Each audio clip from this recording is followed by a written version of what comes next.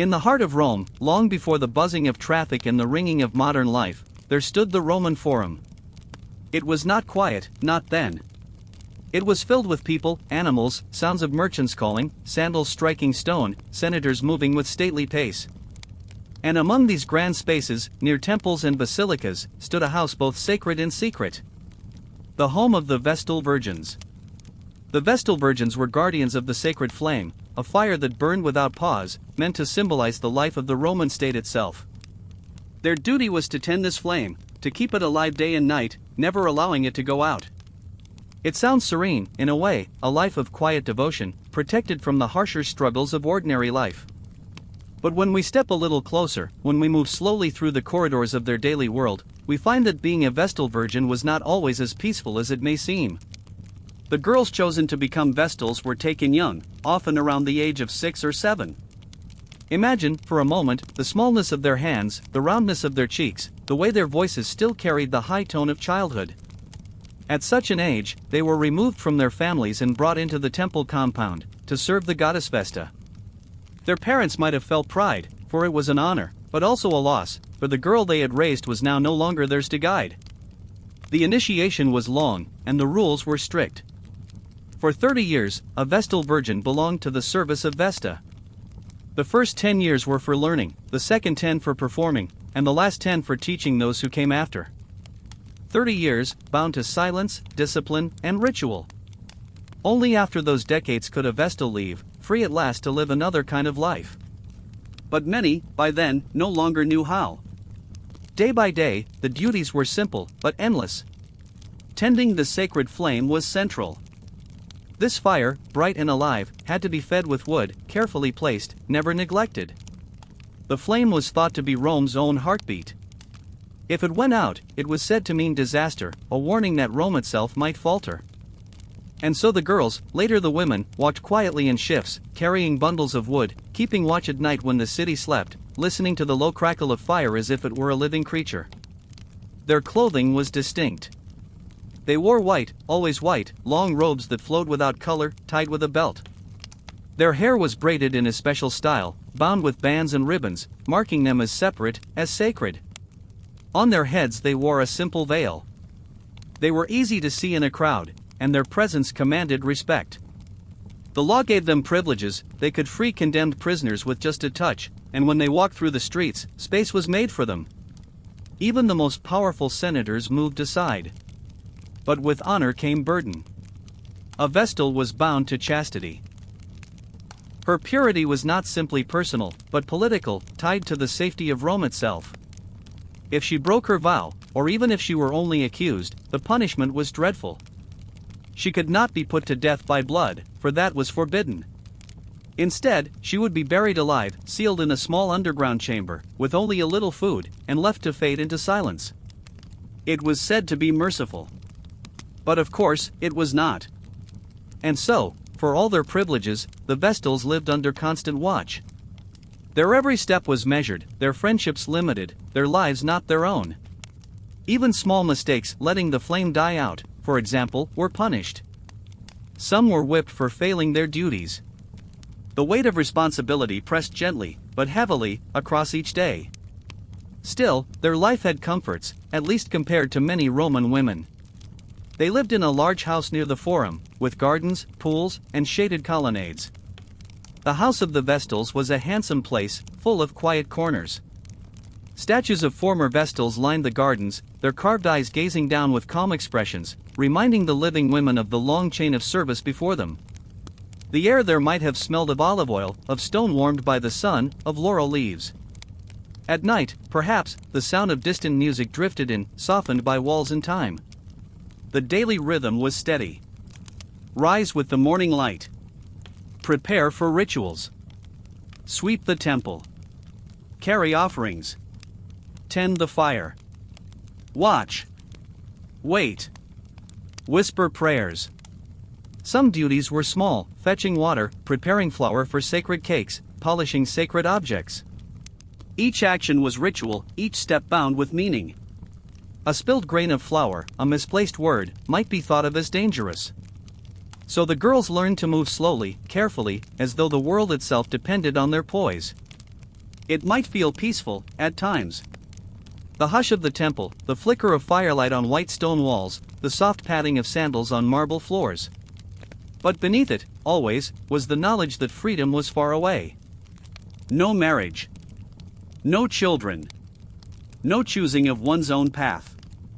30 years stretched out like a long, white road, without turn or escape. When we think of them at night, we might picture them seated by the fire, the orange glow dancing against their calm faces. Perhaps their thoughts wandered toward families they rarely saw, toward the streets outside where life unfolded freely, toward a future they could not yet touch.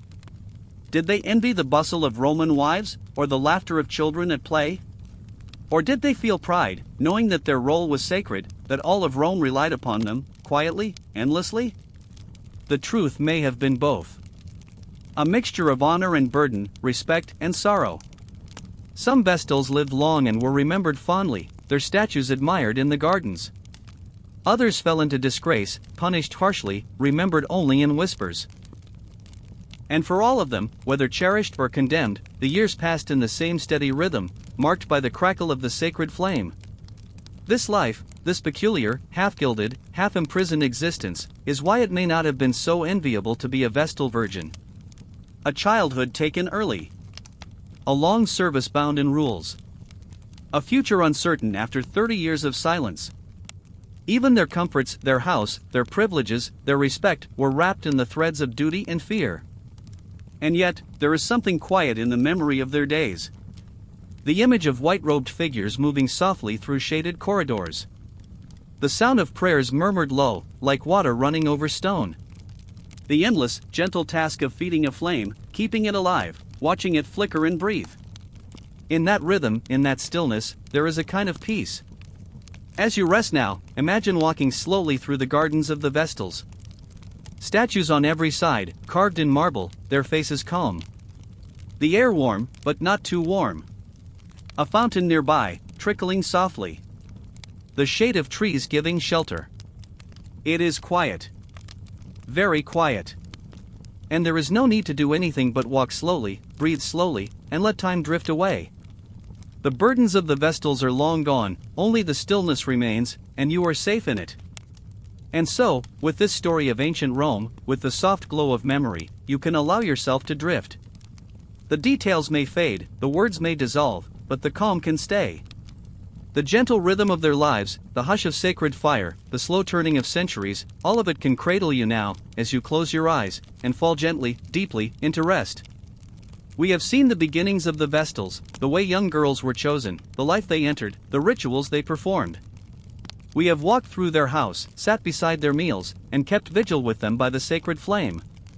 Now, let us stay just a little longer, long enough to see what became of them, and how their story finally faded into history.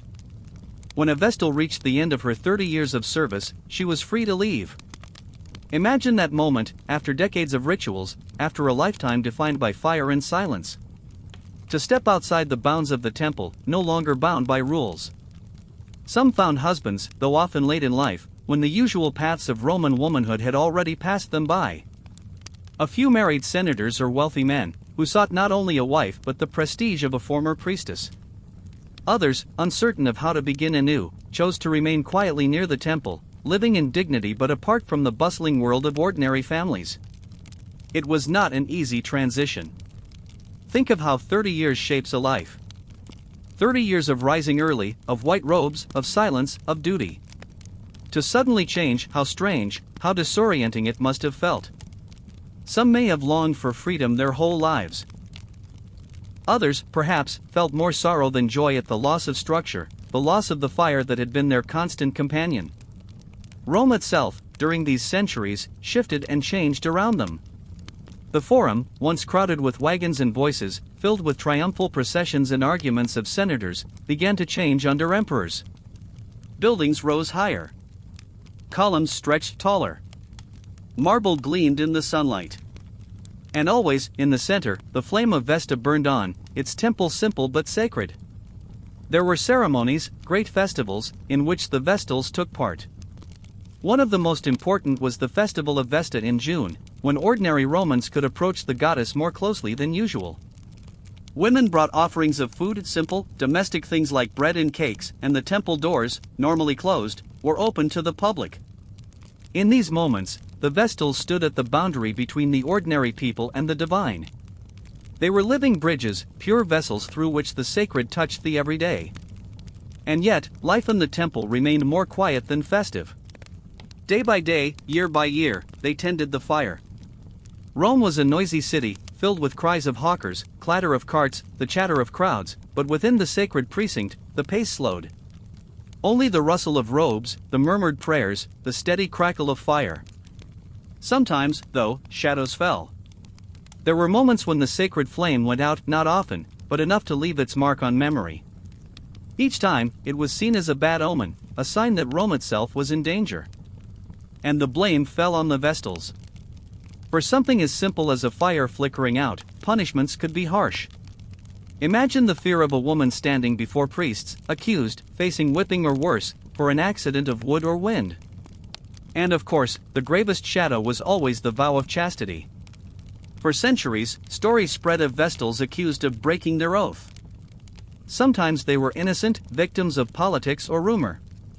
Sometimes perhaps they were guilty, human hearts breaking under the strain of unnatural rules. But the punishment was always the same: burial alive. A cruel ritual, carried out with solemnity. The condemned Vestal was led to a chamber underground, given a small lamp, a little food and water, and sealed away. The city watched, believing this sacrifice preserved Rome's safety. To modern ears, it is a chilling tale. But in the slow rhythm of ancient ritual, it was accepted as part of the world's order. Despite this, many Vestals lived long lives, honored and respected. Some became almost legendary, remembered for centuries after their deaths. Their statues stood proudly in the courtyard. Their names were carved into stone. And when they died, they were buried with honors. Rome could be cruel, but it could also revere. As the centuries turned, though, the place of the Vestals began to change. Christianity spread across the empire. The old gods were slowly abandoned, their temples left empty. By the 4th century after Christ, the Emperor Theodosius declared Christianity the official faith of Rome. The temples of Jupiter, of Mars, of Vesta, all faded. And with them, the flame went out. After more than 1,000 years of burning, the fire of Vesta was extinguished forever. The priestesses were released, their roles dissolved. The house, once filled with white-robed women, with prayers and rituals, fell silent. And so, the long story ended. The statues of Vestals, still standing, looked down at empty gardens. The marble floors gathered dust. The fire was cold. And the women, once so central to Rome's life, were gone from history. Only their memory remained, carved in stone, whispered in tales, written in the pages of historians. Now, when we walk among the ruins, we see only fragments. Broken columns. Crumbled walls. Statues with faces softened by time. Grass grows between stones. Birds nest where once priestesses walked. The air is still. The sound of the fountain has gone. And yet, in the quiet of imagination, we can bring it back. We can picture the robes of white, the veils, the braids, the sandals moving silently over marble. We can hear the gentle sound of fire, the murmurs of prayer, the footsteps of children turned priestesses, the sigh of women who served their city for decades. The burdens are gone now. The punishments are gone. Only the calm remains. The gentle image of women moving through shaded gardens, tending fire, walking with dignity. And so, as we bring their story to a close, let us not think of the fear or the sorrow, but of the peace that remains in memory. Let us linger on the soft light of fire against stone walls, the hush of early morning in the forum, the steady rhythm of days that once gave shape to centuries. The Vestal virgins are gone, but their world remains, if only as atmosphere, as a soft echo across time. And tonight, as you rest, you can carry that echo with you. The calm of marble courtyards. The cool shade of colonnades. The gentle trickle of water. The glow of an eternal flame. Let it all drift around you, soothing, steady, without weight or worry. You do not need to remember every detail. You do not need to hold on. Just let the rhythm of their days, the softness of their silence, and the hush of their long service cradle you as you drift. The story is finished. The fire has gone out. But the calm remains. And you may rest now, deeply, safely, in the quiet of sleep.